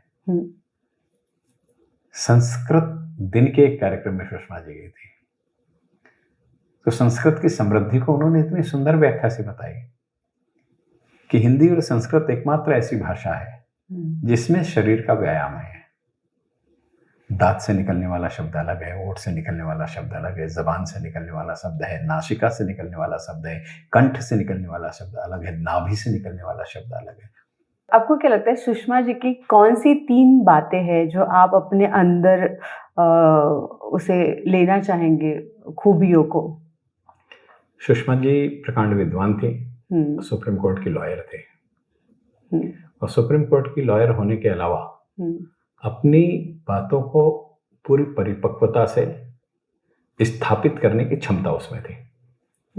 बहुत सारे लोग अच्छे वक्ता होते हैं, लेकिन उन्हें जो कहना है उसको स्थापित वो नहीं कर सकते। राइट। अब हमारे जैसा व्यक्ति जो विद्यार्थी जीवन से वक्तृत्व से जुड़ा हुआ है, वो ये कोशिश करता है कि मैं जो बोलूँ वो लोग समझ जाए, और केवल समझे नहीं, अपने साथ लेकर के जाए। तो ये शैली जिस प्रकार से अटल जी की थी, उसी प्रकार से सुषमा जी की थी। इसलिए एक वक्ता के रूप में मुझे इसलिए वो पसंद आती थी। अब ये 33% जो आरक्षण वाला ये है, अभी तो वो एग्जीक्यूट कब होगा, क्या होगा, बहुत सारे प्रश्न चिन्ह हैं, पर इसके ऊपर आपकी विशेष टिप्पणी क्या है? जिस समाज में स्वतंत्रता आंदोलन में अंग्रेजों को हराने का काम झांसी की रानी ने किया, झांसी की रानी से पहले रानी चेन्नम्मा ने किया, उससे पहले रानी अरुंधति लोधी ने किया, अवंतीबाई लोधी ने किया। ऐसे अनगिनत कैरेक्टर है हमारे इतिहास में जिनको अपना नेतृत्व स्थापित करने के लिए किसी भी प्रकार के आरक्षण की आवश्यकता नहीं पड़ी। हमें बार बार यही पढ़ाया जाता है कि महिलाएं निष्क्रिय हैं, महिलाएं किसी काम की नहीं है, महिलाओं में क्षमता नहीं है, इतिहास में महिलाओं का शोषण, इसी प्रकार से हमें पढ़ाया गया। और तकलीफ होती है, लेकिन कुछ बात में उसको स्वीकृत भी करना पड़ता है। आज बच्चू कडू जी ने क्या कहा, आपने सुना? नहीं, सॉरी। बच्चू कडू जी ने आज कहा कि 33% आरक्षण देके क्या फायदा। आज 50% आरक्षण में जो ग्राम पंचायत से लेकर के महानगर पालिका तक पार्षद काम कर रहे हैं, उसमें 90% लोगों का काम तो उनके पतिदेव करते हैं। तो आरक्षण देने से नैसर्गिक नेतृत्व तैयार होगा ऐसा नहीं है। इसी नागपुर महानगर पालिका में एक प्रभाकर नगरे नाम का व्यक्ति था, म्युनिसिपल कॉर्पोरेशन के कर्मचारी यूनियन का प्रेसिडेंट था, सतीश बाबू की यूनियन में। उसने अपनी नौकरी छोड़ के महानगर पालिका का चुनाव लड़ा कि मैं तो जीतूंगा, और उस वार्ड से लड़ा जहां कांग्रेस के पूर्व महापौर थे सखाराम चौधरी। वहां झोपड़पट्टी में रहने वाली एक मायाताई भोसकर नाम की अदनी सी महिला ने उसको चुनाव हरवा दिया। आरक्षण नहीं था, पुरुष वार्ड से महिला चुनाव जीती थी। आप देखिए ना, भारतीय नागपुर शहर का इतिहास देखिए। नागपुर से आज तक एक ही महिला सांसद बनी है जिसका नाम अनसुयाबाई काड़े है। अब आप कल्पना कीजिए बगैर आरक्षण के बनी कि नहीं बनी करके। हाँ, पर ये बदलाव नहीं हो पाएगा जब आरक्षण आएगा, तो आपको नहीं लगता कि हमने भाषणों में तो स्त्री समानता की बात करी, लेकिन हकीकत में जो शेयर उनको देना चाहिए था वो नहीं किया। राइट। आज लोकसभा की डिबेट में बड़ा सुंदर सा एक विषय था। हमारे देश के युवराज ने लोकसभा में कहा कि इस देश की सत्ता चलाने वाले जो सेक्रेटरी है वो सारे के सारे सेक्रेटरी उच्च वर्ण के हैं, केवल 3 लोग पिछड़े जाति के हैं करके, इसलिए ओबीसी आरक्षण नितांत आवश्यक है। उसका बड़ा सुंदर जवाब उसी संसद में अमित भाई ने दिया कि पहले तो मैं आपके बुद्धि की दाद देता हूँ कि आपको ऐसा लगता है कि सरकार जो है ये कर्मचारी चलाते हैं। इस देश की सरकार निर्वाचित प्रतिनिधि चलाते हैं और कर्मचारी उनको मदद करते हैं। और निर्वाचित जनप्रतिनिधियों में केवल मेरी राजनीतिक पार्टी में ही जो सांसद है ये 29% ओबीसी है। और पूरे देश में मेरे राजनीतिक पार्टी के जो विधायक है उसमें 27% ओबीसी है। ये तो रेशो हुआ, लेकिन सही अंदर की बात क्या है कि ये कैसी मिले सरकार जो चलाते, ये मैंने भी सुना है कि सरकार जो है वो सेक्रेटरी लेवल पर ही ज्यादा चलती है करके। ऐसा मुझे भी लगता था कि सरकार चलाने का काम जो है वो वही लोग करते हैं करके, लेकिन गलती से मैं महापौर बन गया। अच्छा। गलती से नहीं, मैंने शहर को बताया कि महापौर कैसे सरकार चला सकता है करके। हर आदमी की अपनी स्वयं की सोच होनी चाहिए। अगर व्यक्ति की काबिलियत के आधार पर नहीं, खानदानी आधार पर लोग चुने गए तो दिक्कत, तो उसकी परिपक्वता के सामने प्रश्न चिन्ह लग जाता है। बिल्कुल, नेपोटिज्म आम भाषा में कहे तो नहीं, कहना नहीं चाहिए, बड़ी दुख की बात है। लेकिन एक कवि ने कविता करी है कि जिस व्यक्ति को राजनीति का अनुभव था वो हवाई जहाज चलाते चलाते एक्सीडेंट में मर गया। और जिसे हवाई जहाज चलाने का अनुभव था वो राजनीति में आकर के। अरे दुख भरी बात है, दोनों का खत्म होना अच्छी बात नहीं है, बिल्कुल। लेकिन जिस व्यक्ति का जिस क्षेत्र में स्पेशलाइजेशन है उसने वहां काम किया तो शायद उसको वहां पर ज्यादा सफलता मिलेगी करके। इस दृष्टि आपने से बड़ी गहरी बात कर दी। राजनीति जानने वालों के लिए ये बहुत बड़ी गहरी बात लोगों तक पता सच्चाई है ये। अब देखिए ना, एक व्यक्ति आज गद्दी पे आकर के बैठा हुआ। इंदिरा गांधी के ऊपर आप उनके कैरेक्टर को as a prime minister, as a politician, Indira Gandhi एक बहुत दबंग महिला थी। राजनीतिक तौर पर मैं कांग्रेस का विरोधी था, इसलिए मैंने खुले मंच से इंदिरा गांधी के विरोध में भी भाषण दिए है अपने विद्यार्थी अवस्था में। लेकिन इंदिरा जी इस राष्ट्र के लिए हम जब विदुषी महिलाओं की यादी बनाएंगे तो इंदिरा जी को हमको पहले नंबर पर ही रखना पड़ेगा, हम दूसरे नंबर पर नहीं रख सकते राजनीति के क्षेत्र में। मुझे अच्छे से याद है आकाशवाणी में युवा वाणी नाम का एक कार्यक्रम चलता था, शायद अभी भी चलता होगा। इंदिरा जी की पहली पुण्यतिथि पर विद्यार्थियों को बुलाया गया, उसमें मुझे भी बुलाया गया। वाह। मैंने हमेशा इंदिरा जी को, वो कांग्रेस की थी इसलिए गाली देने का ही काम किया था। मैं तो खुले मंच से कहता था कि दिल्ली की गाय का दूध एक बछड़े ने पिया और हिंदुस्तान का सांड बनने के लिए जिया करके। कारण कांग्रेस का चुनाव चिन्ह गाय बछड़ा था और इंदिरा जी और संजय जी के आधार पर मैं बोला करता था। लेकिन अब कल्पना कीजिए कि मुझे आकाशवाणी पर इंदिरा जी को श्रद्धांजलि देनी थी। मैं मेरे मोहल्ले के सारे कांग्रेसियों को बोल के गया था, मैं क्या बोलूंगा मुझे पता नहीं, लेकिन मैं जो बोलूंगा उसको आप सुनना। मुझे भी नहीं पता था मुझे क्या बोलना है। मुझे ऐसा लगता है कि मनुष्य के शरीर में जो सिक्स्थ सेंस होता है वो सक्रिय होकर के जो बात कहता है वो शायद सबसे शुद्ध और सात्विक बात होती है। मैंने वहां बताया कि भाई इंदिरा जी इस देश की प्रधानमंत्री है। आप कल्पना कीजिए कि विश्व के परिप्रेक्ष्य में हम लोग मार्गरेट थ्रेचर को आयरन लेडी कहते हैं। दोनों समकालिक थे। बिल्कुल। तो अगर वो आयरन लेडी थी तो मेरी इंदिरा स्टील लेडी थी। उसमें जंग लग सकता है, इसमें जंग नहीं लगता है करके। विश्व के नेतृत्व करने वाले राष्ट्रों की ये अकेली प्रधानमंत्री है जिसने इस देश के राष्ट्र ध्वज को अपने जीवन में उतारा। पंचवर्षीय योजनाओं के माध्यम से जो हरित क्रांति इंदिरा जी ने पैदा की उसमें तिरंगे का हरा रंग है। गुट निरपेक्ष आंदोलन और अणु अस्त्र परिसीमन पर हस्ताक्षर करके जो शांति का संदेश उन्होंने दिया उसमें तिरंगे का सफेद रंग शामिल है। और खुद अपनी शहादत देकर के इंदिरा जी ने देश के भगवे रंग को साकार कर दिया। और 24 घंटे काम करने की उनकी जो कार्य प्रणाली थी उसमें अशोक चक्र की 24 रेखाएं परिलक्षित हो गई और देश का तिरंगा साकार करने वाली अकेली प्रधानमंत्री इंदिरा जी है करके ऐसा मैंने कहा था। और मैं कहता हूँ ये कोई कांग्रेसी भी नहीं कह सकता था। नहीं, ये मुझे लगता है ये लीडर्स जब आप पार्टी से ऊपर उठ के प्रधानमंत्री के तौर पर आप देख रहे हैं उनको। मैंने तो पहले कहा कि अगर हम राजनीतिक क्षेत्र में महिलाओं को रखेंगे तो सबसे पहले हमें इंदिरा जी का नाम लिखना पड़ेगा। सबसे पहले इंदिरा जी का नाम लिखना पड़ेगा। और इंदिरा जी की जो क्षमता थी वो निर्णय लेती थी, सबसे बड़ी बात है। और राजनीति में निर्णय लेना महत्व का है। और जो निर्णय लेता है उसी से सही या गलत होता है। जो निर्णय नहीं लेता उसका, बिल्कुल सच बात बोले आपने।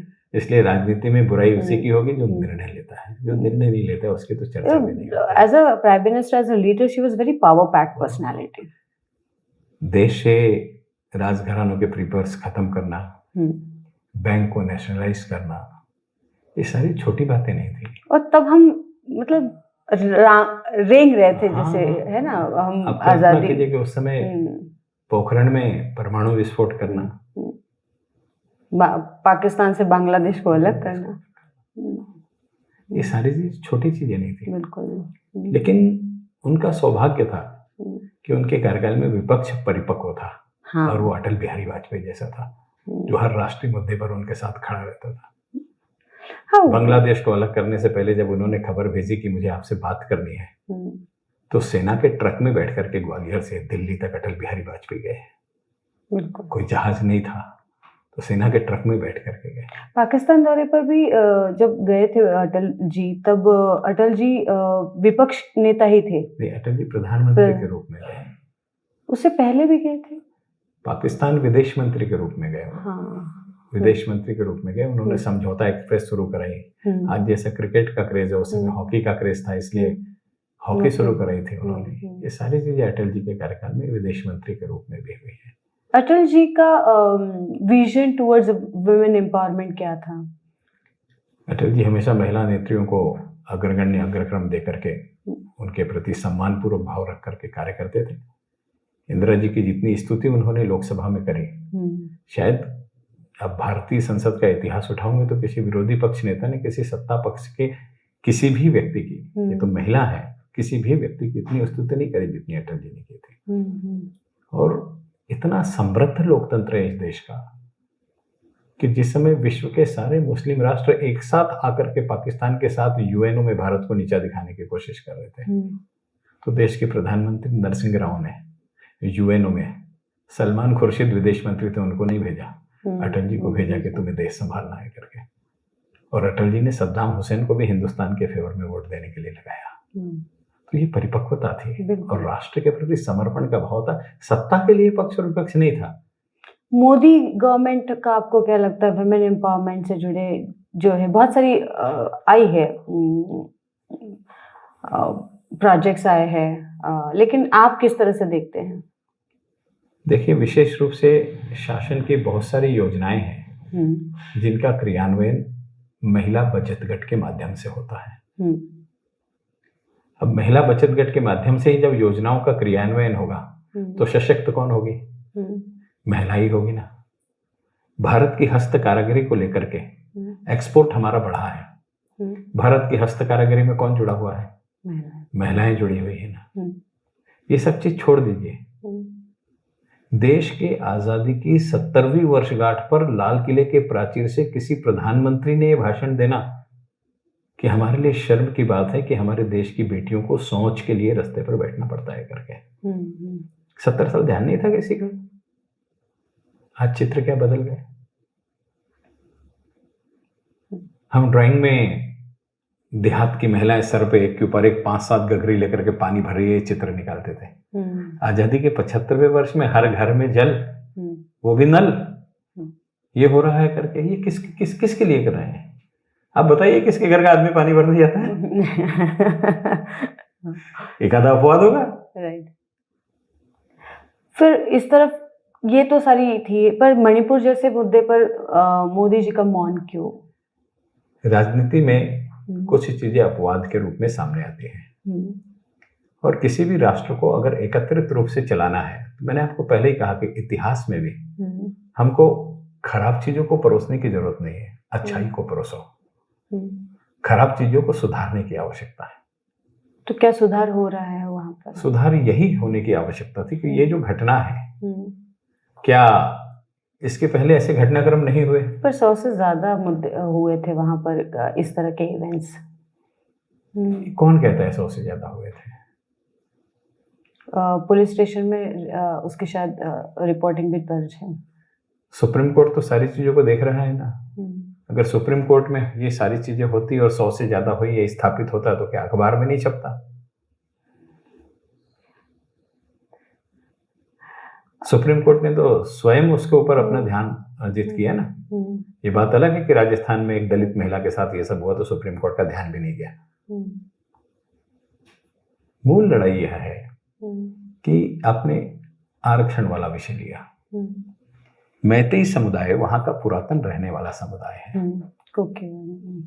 कुकी जो है वहां पर बाहर से आए हुए लोग, चाइनीज ब्रीड है, म्यांमार के लोग सबसे ज्यादा है उसमें।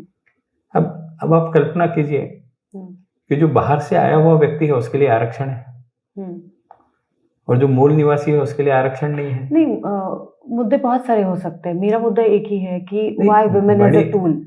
मणिपुर किस why women as a tool? और ये ऐसा नहीं कि आज ये सामाजिक बुराई है, इसको समाप्त क्योंकि ये अगर आप पुरातन पूरा वॉर हिस्ट्री निकाले तो हर बार आपको दिखाई देता है आज तक के इसमें कि महिलाओं को एज अ टूल ही यूज किया गया है। वॉर टूल ही यूज बहुत हद तक गया है। देखिए, हमारे यहाँ इतिहास में हमें भी पढ़ाया गया है कि विष कन्याएं हम लोग बनाते थे। अब विष कन्याएं बनाना इसका मतलब वुमेन का उपयोग करना ही नहीं हुआ। नहीं, अपने मैं राष्ट्र उस के- हिसाब से नहीं बोल रही हूँ। अपने- जैसे फॉर एग्जाम्पल अगर मुगल्स आए तो भी उन्होंने महिलाओं का बहुत ज़्यादा शोषण किया है। At the time of war बोलो, सारी मुझे चीज़ें। बताइए ना, आप कैसे कह रहे हैं मान सिंह ने अपने परिवार की बेटी अकबर को दे दी, अकबर महान हो गया। तो अकबर को अगर हम महान कहते तो महिलाओं के शोषण को हम कैसे कहेंगे? उसके हरम में कितनी औरतें हैं हमने इतिहास में पढ़ा ही नहीं। उसने कितना महिलाओं का शोषण किया हमने पढ़ा ही नहीं, लेकिन अकबर महान है। महाराणा प्रताप ने महिलाओं का कभी शोषण नहीं किया, महिलाओं का सम्मान किया, इसलिए भगोड़ा है, घास की रोटी खाता था। हम इतिहास पढ़ाते समय जिसने महिलाओं का शोषण किया उसको महान बताते हैं, और जिसने महिलाओं का सम्मान किया और शिवाजी महाराज 2.5 पन्ने में खत्म कर देते हैं। तो हम कैसे स्थापित करेंगे? मणिपुर की घटना का समर्थन नहीं किया जा सकता। बिल्कुल नहीं। मोदी जी ने भी स्पष्ट रूप से कहा कि उस घटना का कोई समर्थन नहीं करेगा। लेकिन आपने राजनीतिक प्रश्न पूछा है। आप मुझे एक चीज बताइए कि इस देश के युवराज ने वहां जाने के बाद और दिल्ली आने के बाद ही वो वीडियो बाहर क्यों आया? अच्छा, क्या वो वीडियो केवल प्रधानमंत्री जी को दिखा करके उस पर कार्रवाई संभव नहीं थी? क्या एक विशिष्ट वर्ग को भड़का करके जो वहां शांति स्थापना की जा रही थी उसको समाप्त करने की चेष्टा किसी युवराज ने नहीं की? जिस कार्यकाल में ये वीडियो आया उस समय वहां शांति की प्रक्रिया से पूरा दौर गुजर रहा था। उसी बीच में इस वीडियो को डाल करके दो समुदाय के बीच में चिंगारी भड़काने की कोशिश नहीं की गई। मैं इसीलिए कहना चाहता हूं कि जो विपक्ष की परिपक्वता होनी चाहिए वो नहीं। क्या बांग्लादेश के वार के समय सारा का सारा श्रेय हम किसी एक राजनीतिक पक्ष को दे सकते हैं? आपको जानकारी है कि नहीं मुझे पता नहीं। इंदिरा जी ने भारत की सेना से कहा कि बांग्लादेश का साथ दो। भारत के थल सेना अध्यक्ष ने कहा कि अभी समय नहीं है, मैं साथ नहीं दूंगा। उससे पूछा गया कि क्यों नहीं दोगे, तो उसने कहा कि बंगाल की खाड़ी में सबसे आखिरी तक मानसून रहता है और मानसून के बीच में अगर मेरी सेना वहां फंस गई तो जो हिटलर का हाल रशिया में हुआ था भारत की सेना का हो जाएगा, इसलिए मानसून खत्म होने के बाद मैं वहां जाऊंगा। तारीख भी मैं तय करूंगा, बात आपकी मानूंगा। आप कल्पना कीजिए कि अगर राजनेता के निर्णय पर हम बारिश के समय बांग्लादेश चले जाते तो हमारी छीछाले दर होती, तो बदनाम तो सेना होती, नेता होता क्या? बिल्कुल। इसलिए हर चीज के पीछे की गहराई को पढ़ना नितांत आवश्यक है। मैंने पढ़ा है इसलिए आज आपके समक्ष बता रहा हूं, अन्यथा वो लड़ाई सेना ने जीती कि नहीं जीती? बिल्कुल। तारीख सेना ने तय की थी, 13 दिन में युद्ध समाप्त कर दिया, ये सेना ही कर सके। लेकिन इसके साथ आप कल्पना कीजिए उसी कार्यकाल में कितने बड़े प्रमाण में बांग्लादेशी शरणार्थी असम में आए। आज असम में वो हमारे लिए नासुर बन के बैठे हैं कि नहीं बैठे हैं? अटल जी का लोकसभा का वो भाषण हम बताते हैं कि उन्होंने इंदिरा जी को रणचंडिका कहा। अटल जी का वो भाषण हम क्यों नहीं बताते कि अटल जी ने कहा था कि 1905 में जब बंगाल के विभाजन का निर्णय अंग्रेज सरकार ने लिया तो बंगाल विभाजन के विरोध में पूरे भारत को एकत्रित करने का काम लाल बाल पाल ने किया, और लाल बाल पाल ने पूरे हिंदुस्तान में इतनी ज्वाला पैदा करी कि गुलाम भारत ने भी अंग्रेज हिम्मत नहीं कर सके कि बंगाल का विभाजन करे। उन्होंने निर्णय वापस लिया। हमारे हाथ में संधि है कि लाल बाल पाल को सच्ची श्रद्धांजलि देना है तो बांग्लादेश को अपने साथ जोड़ लो, असली श्रद्धांजलि हो जाएगी। ये क्यों नहीं पढ़ते हम? इसलिए अपनी आवश्यक बातों को हम लोगों के सामने पढ़ाएंगे। और अटल जी ने संसद में बोलने के बाद इंदिरा जी ने यह गलती की ऐसा कभी नहीं बोला। कारण संसद की कार्रवाई में संसद के पटल पर बात आ गई। संसद ही ऐसी जगह जहां अपनी बात रखनी चाहिए, विदेशों में जाकर के बात करने की आवश्यकता नहीं है। संसद है ना आपके पास? ये तो बिल्कुल आपने संसद है ना आपके पास? संसद में बोलिए ना आप। अब संसद में बात नहीं करेंगे, कहीं और जाकर के कुछ कहेंगे। मणिपुर की घटना में कोई भी उसका समर्थन नहीं कर सकता, लेकिन मणिपुर की घटना को एक राजनीतिक शस्त्र के रूप में उपयोग में लाना, ये जितना ज्यादा इसको हम इसे तो राजनीतिक तरीके से देखना ही नहीं चाहिए। सारी पार्टियों को एक स्त्री सम्मान और स्त्री हित में करना ही चाहिए। बिल्कुल करना क्योंकि चाहिए। बहुत ही मतलब आप उसका समर्थन क्या, वो इतनी निंदनीय बात है, इतनी घृणास्पद बात है। अगर वो वीडियो अगर आपने देखा होगा तो आप वो महसूस कर पाएंगे दर्द को। मणिपुर शुरू क्यों हुआ, इस पर भी तो चर्चा कभी होनी चाहिए कि नहीं होनी चाहिए? बिल्कुल। मैं ये बताना चाहती हूँ कि मेरे कुछ मित्र रहते हैं वहाँ। तो ये घटना जब हुई तो मैंने उनसे बातचीत की, और दोनों कुकी और मैतेई समाज का और इतिहास, मतलब मैं यही करने की कोशिश करती हूँ कि कोई घटना अगर होती है तो उसके अंतिम क्षण तक जाना चाहिए, छोड़ तक। तो वो चीजें तो डेफिनेटली पता चली है, किस तरह का वहाँ पे सेटअप है, कहाँ से आए हैं, क्यों आए हैं, क्या उनका टसल है दोनों समाज के बीच में, किस तरह से उनकी समाज किस तरह से रह रहा है, क्या उनकी परंपराएं है, रीति है, खान पान है, ये सारी बातें हमने करी। वो रिकॉर्डिंग भी मेरे पास में है। लेकिन फिर भी एक महिला के तौर पर, एक स्त्री के तौर पर मुझे वो चीज फिर भी निंदनीय लगी, और वो सबकी सभी के लिए है। कोई भी सभ्य समाज में उस स्थिति को अच्छा नहीं बोलेगा। राइट। तो शाहिर ने तो गीति लिखा ना उसके ऊपर, औरत ने जन्म दिया मर्दों को, मर्दों ने उसे बाजार दिया, जब जी चाहा मसला कुचला, जब जी चाहा बेजार किया, जिस सीने से दूध पिया उस सीने का व्यापार किया, जिस कोख से उसने जन्म लिया उस कोख का कारोबार किया, औरत के जिंदा जलने को त्याग और बलिदान कहा, अस्मत के बदले रोटी दी और उसको भी एहसान कहा। लिखा ना शाहिर ने, सब जगह ऐसे ही है। लेकिन ये सारी चीज केवल यही सच्चाई है ऐसा भी नहीं है। ये तो बिल्कुल नहीं कह सकते यही सच्चाई है, ये भी नहीं कह सकते, बिल्कुल कह सकते। आप कल्पना कीजिए, मैं बारंबार ये कह रहा हूं कि वो घटना है, उसका तीव्र निषेध है, लेकिन वो महिला उस घटनाक्रम के समय जितनी लज्जित हुई होगी, उस महिला के लज्जा को तुमने अंतर्राष्ट्रीय स्तर पर ले गए। उस महिला को कैसा लगा होगा जब पूरा विश्व उसको उस स्थिति में देख रहा था? तो उसकी मानसिक स्थिति और उसकी माँ की, उसके परिवार की, आप कल्पना कीजिए। जब तक वो वीडियो नहीं आया था तब तक वो घटनाक्रम उसी परिप्रेक्ष्य तक सीमित था।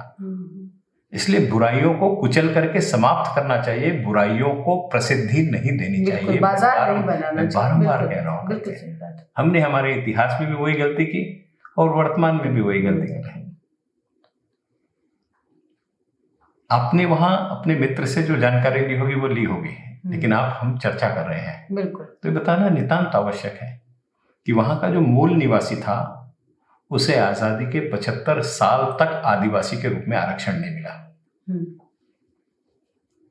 उसको कोर्ट ने आरक्षण दिया, किसी राजनीतिक पक्ष ने नहीं दिया, और कोर्ट ने उसको आरक्षण दिया।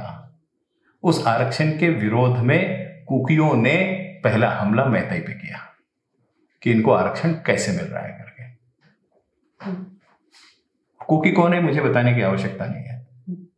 मैं इस मंच से धर्म की राजनीति करना भी नहीं चाहता। इस देश में जिन्होंने गुलामी के कार्यकाल में शासन किया, उन्होंने वहां से यहाँ के मूल धर्म को पूर्ण रूप से समूल नष्ट करने की कोशिश की। उसके बावजूद संघर्ष करके जिन्होंने स्वयं को बचाया, संस्कृति और संस्कार को बचाया, वो मैतेई थे। और जिन्होंने वीडियो लीक किया वो कौन थे ये भी बताने की आवश्यकता नहीं है। और ये भी बताने की आवश्यकता नहीं है कि जो भारत जोड़ो यात्रा के लिए बाहर निकलते हैं, उनके कंधे के कंधा मिलाकर के वो व्यक्ति चलता है जिसके नारे थे भारत तेरे टुकड़े हो गए इंशाअल्लाह इंशाअल्लाह। कन्हैया कुमार उनके साथ कदम ताल करके चलता है, और हम यात्रा का नाम रखते भारत जोड़ो, और उसने नारे लगाए थे भारत तेरे टुकड़े हो गए इंशाअल्लाह इंशाअल्लाह। इसलिए राजनीति पर चर्चा नहीं है। राजनीति पर चर्चा करके एक अच्छे वातावरण को क्यों खराब करना चाहते हैं? जो अच्छी चीजें हो रही है उस पर चर्चा करो, जो अच्छा हो रही है उसकी बात करो। हाँ, जो गलतियां हैं उसको सुधारना नितांत आवश्यक है। मैं बड़ी कंस्ट्रक्टिव ही डिस्कशन चाह रही थी, और आपसे बेहतर कंस्ट्रक्टिव सोच मुझे नहीं मिल सकती है। और ये और मुझे पता है कि आप इस बात से डरेंगे नहीं अपने पार्टी को भी बताने के लिए कि ये यहाँ पर सुधार की आवश्यकता है। इसमें कोई दो राय नहीं है। कोई भी सभ्य समाज में उस घटनाक्रम को समर्थन नहीं कर सकता, कोई भी नहीं कर सकता। अच्छा, ये बताइए घर में किस तरह का एम्पावरमेंट है, और क्या माहौल है घर का? मेरा परिवार तो मातृसत्ताक परिवार है।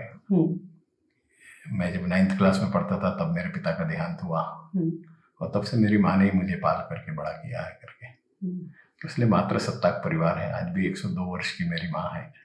वाह। अभी तबीयत उसकी ठीक नहीं है, इसलिए मेरा सुबह का पूरा समय उसी के साथ जाता है, लेकिन मेरा परिवार मातृसत्ताक परिवार रहा है, और वो जो एक वातावरण बन जाता है वही वातावरण फिर आगे चलते रहता है करके। अब मैं उसको इतनी देर तक यहाँ नहीं बैठा सकता था, इसलिए साथ लेके आया नहीं, अन्यथा जब आपका फोन आया तो मैं क्वेटा कॉलोनी में उसके साथ ही था। उसको घर छोड़ करके मैं यहाँ आया कि मैं उसको क्यों पनिशमेंट दूँ। अच्छा, वाह। आपसे हर बार बात करके बहुत अच्छा लगता है, और बहुत सारे पहलू, बहुत सारी सोच, मैंने पहले भी कहा था कि it's a thought provoking process. आप अपने ही विचारों को, अपनी ही सोच को चैलेंज करते हैं जब से आपसे बात करते हैं। तो मुझे लगता है, मैं अपनी ऑडियंस को भी बताना चाहती हूँ कि ये पॉडकास्ट इसलिए ज़रूरी है सुनना, देखना, क्योंकि आप अपनी ही सोच को चैलेंज करेंगे, और आप अपनी सोच को चैलेंज करते रहना बहुत ज़रूरी है अगर आपको इवॉल्व होना है तो, as a person, as a citizen. और महिलाओं को और स्त्री को इवॉल्व होते रहना बहुत ज़रूरी है, एज अ ह्यूमन बीइंग भी and as a women also. I think this podcast will add great values in our lifes. Thank you so very much. मेरे पास में शब्द कम है आपको धन्यवाद करने के लिए, but thank you so very much. आप यहाँ पर आए और आपने इतनी ब्यूटीफुली सारे डिस्कशंस किए और इतने सारे खूबसूरत चरित्रों को हमारे सामने लेकर आए। धन्यवाद। Thank you so very much. The male feminist इस पॉडकास्ट सीरीज का ये तीसरा इंटरव्यू था। मैंने पहले ही कहा था, it's a thought provoking process, and ये प्रोसेस है अपने आप को as a human being, as a women evolve करने के लिए। और इनसे बेहतर कोई भी गेस्ट मुझे नहीं मिल सकता था इस विषय पर बात करने के लिए। हमने बात करी है कि इतिहास और महिलाओं का इतिहास पढ़ना क्यों ज़रूरी है। इसका बहुत खूबसूरत डिस्क्रिप्शन सर ने हमें दिया है। So do watch my podcast series the male feminist. इसे आप सुन सकते हैं स्पॉटिफाई, जियो सावन, एप्पल और गूगल पॉडकास्ट पर, साथ साथ यूट्यूब पर भी। तो यूट्यूब चैनल पर फीमेल प्लैनेट को आप शेयर कीजिए, सब्सक्राइब कीजिए, एंड लाइक और शेयर ज़रूर कीजिए इस वीडियो को। Thank you so very much.